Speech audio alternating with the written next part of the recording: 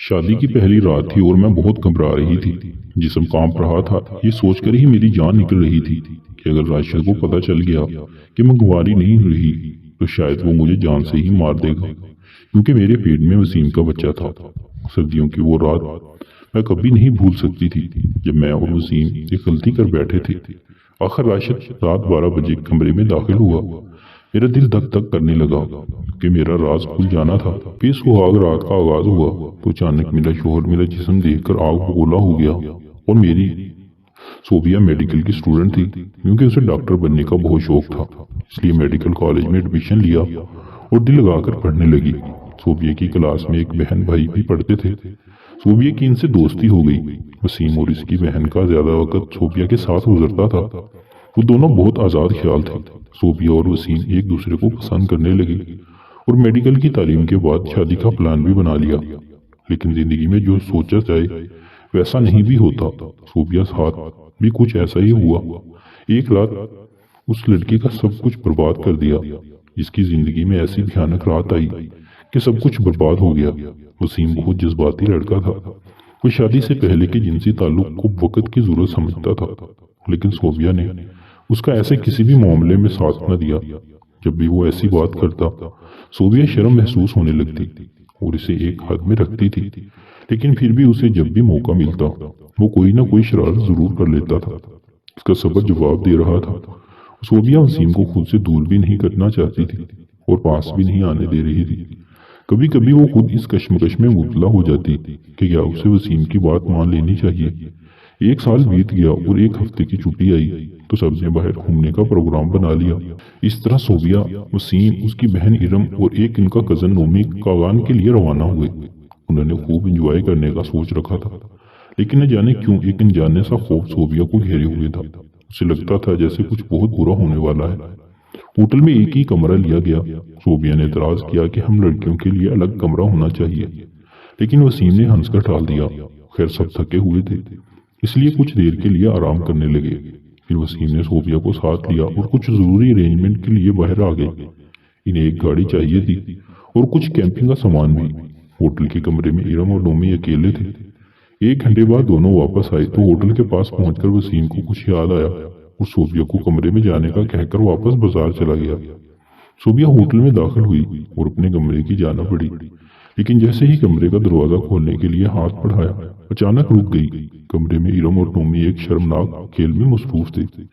ایسی آوازیں آ رہی تھیں کہ صوبیہ سمجھ گئی کہ پچھلے ایک گھنٹے سے کمرے میں کیا چل رہا تھا۔ صوبیہ کو کچھ سمجھ نہ آیا کہ اب کیا کرے، اس لیے ہوٹل کے لاؤنج میں بیٹھ کر وسیم کا انتظار کرنے لگی۔ آدھا گھنٹہ بعد وسیم آیا تو اس نے پوچھا کہ باہر کیوں بیٹھی ہو؟ صوبیہ کہنے لگی کچھ نہیں، میں تو آپ کا انتظار کر رہی تھی۔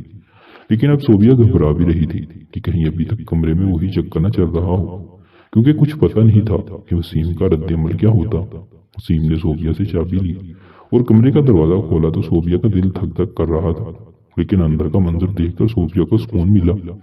علم نہا رہی تھی اور نومی بیڈ پر لیٹا سو رہا تھا۔ وسیم بھی شرارت کے موڈ میں تھا اور صوبیہ کو باہوں میں بھر لیا۔ وہ بیچاری گھبرا گئی کہ کہیں نومی نے دیکھ لیا تو۔ وسیم نے نومی کو جگایا اور تیاری کرنے کا کہا۔ علم نہا کر باہر آ گئی اور نومی کو دیکھ کر مسکرا رہی تھی۔ نومی بھی اس کی طرف دیکھ کر مسکرا دیا۔ صوبیہ دونوں کو دیکھ رہی تھی اور سوچ رہی تھی کہ دونوں ایک دوسرے سے پیار کرتے ہیں اور ان کو حد میں رہنا چاہیے۔ سب نے ناشتہ کیا اور گاڑی میں بلند و بالا پہاڑی علاقوں کی سیر کو نکل گئے۔ موسم بھی اچھا تھا، بارش ہو سکتی تھی، سردی بھی کافی تھی۔ نومی نے وسیم سے پوچھا کہ کہاں جانے کا ارادہ ہے۔ وسیم نے کوئی جواب نہ دیا اور مسکرا کر رہ گیا۔ پھر بولا سب کے لیے سرپرائز ہے۔ وسیم بہت دور نکل آیا تھا۔ چند لوگ موجود تھے جو واپس جا رہے تھے۔ نومی اور وسیم نے گاڑی سے سامان نکالا اور 2 خیمے نصب کرنے لگے۔ ان کا ارادہ یہاں رات گزارنے کا تھا۔ صوبیہ کچھ اپسیٹ سی تھی۔ وہ ارم کے ساتھ کچھ دور بیٹھے خوبصورت نظاروں میں کھوئی ہوئی تھی۔ اچانک صوبیہ نے ارم سے کہا تم نومی کو کچھ زیادہ ہی ڈھیل دے رہی ہو۔ مجھے سب پتا ہے، ہمارے جانے کے بعد تم دونوں کمرے میں جس کام میں مصروف تھے اس کا انجام اچھا نہیں ہونا۔ ارم نے بے شرمی کی انتہا کرتے ہوئے کہا کیا بتاؤں یار، تم لوگ 1 گھنٹہ اور لیٹ آ جاتے تو۔ پھر دونوں کھل کھل کر ہنس پڑی اور ارم نے کہا डोंट वरी, नोमी ने प्रोटेक्शन यूज किया था। वसीम को अपने पास आता देखकर दोनों खामोश हो गई। फिर सब खेमों में अपना अपना सामान सेट कर रहे थे कि बारिश शुरू हो गई। वो लोग खेमों में दबक कर बैठ गए। सबने दोपहर का खाना खाया। तब तक बारिश भी रुक चुकी थी। फिर अपना अपना मुख्तसर सामान लिया एक पहाड़ी की तरफ बढ़े। नोमी और इरम आगे थी और थोड़े फासले पर सोफिया और वसीम आ रहे थे। दरख्तों और पौधों की बहुतायत थी। इरम और नोमी बहुत आगे निकल गए। सोफिया थक गई और वसीम से कहा कि कुछ देर सांस ले लें। दोनों एक जगह बैठ गए। वसीम उसे देखे जा रहा था। वो सोच रहा था कि इस लड़की को हासिल करने का यही मौका है। वो सड़क कर सोफिया के पास हो गया। दोनों एक दूसरे के इतने करीब थे कि एक दूसरे की सांसें भी महसूस कर रहे थे। फिर तो सब्र का सारे बंध टूट गए और दोनों दीवाना वार एक दूसरे को प्यार करने लगे। फिर पहली बार सोफिया को महसूस हुआ कि वो सारी हदें पार कर चुकी है। दोनों थक गए और लंबी लंबी सांसें लेने लगे। अचानक सोफिया की नजर नोमी पर पड़ी जो उसे घूर रहा था। सोफिया ने जल्दी जल्दी अपना लिबास दुरुस्त किया। इरम ने कहा, भाई आप कहाँ रह गए थे? हमने सोचा कि कहीं आप लोग हमसे पिछड़ ही ना जाएं, इसलिए हम वापस आ गए। सफर एक बार फिर शुरू हुआ। कुछ दूर जाकर सोफिया ने वसीम से कहा कि वापस चलते हैं, शाम भी हो रही है, बारिश फिर आ गई तो मुश्किल होगी। सबने वापसी का इरादा कर लिया। अब की बार नोमी और इरम कहीं दूर रह गए। शाम का अंधेरा फैल चुका था। अचानक इरम की चीख सुनकर वसीम वापस दौड़ा। सोफिया और वसीम ने जो मंजर देखा, इनके तो होश उड़ गए। नोमी नीचे खाई में गिरकर बेहोश हो चुका था और इरम रो रही थी।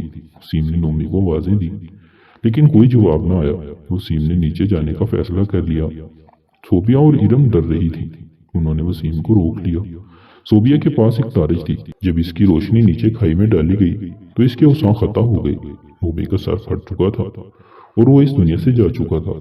इस वक्त किसी की मदद लेना भी मुश्किल था क्योंकि वो बहुत दूर आ चुके थे। आखिर वो खेमे वाली जगह वापस आए तो इनकी गाड़ी और खेमे गायब थे। अब तो उनका खून खुश्क हो गया। अचानक 3 आदमियों ने उन्हें घेर लिया और अपने साथ ले गए। वो डाकू थे और लोगों को लूटते थे। फिर तो इनके साथ कुछ बहुत भयानक होने वाला था। रात हो चुकी थी, सर्दी बढ़ रही थी। वो लोग इनको लेकर एक पुराने से घर पहुंचे जहाँ एक खौफनाक सूरत वाला मोटा आदमी बैठा था। सीन और जवान लड़कियों को देखकर उसकी राल टपकने लगी। इसने आगे बढ़कर वसीम की बहन को खींचकर बाहों में कस लिया। वसीम का जवान खून जोश मारने लगा। इसके आगे बढ़कर इसने मोटे इंसान को एक मुक्का रसीद कर दिया। इससे इसके जबड़े से खून का फुवारा फूट पड़ा। दूसरे ही लम्हे दोनों लड़कियों की चीख निकल गई। एक डाकू ने वसीम के सीने में 2 गोलियां उतार दी और वसीम भी मर गया। मोटे सरदार ने इरम की तरफ इशारा करते हुए कहा, इस लड़की को आज रात के लिए मेरे हवाले कर दो और दूसरों को कमरे में बंद कर दो। इरम थर थर कांप रही थी जबकि सोफिया बेहोश हो चुकी थी। जब सोफिया को होश आया तो एक कमरे में थी। उसने कमरे का जायजा लिया तो इसकी नजर एक अध खुली खिड़की पर पड़ी। अब सोफिया के पास 2 रास्ते थे। एक, अगर वो भाग जाती तो जान बच सकती थी।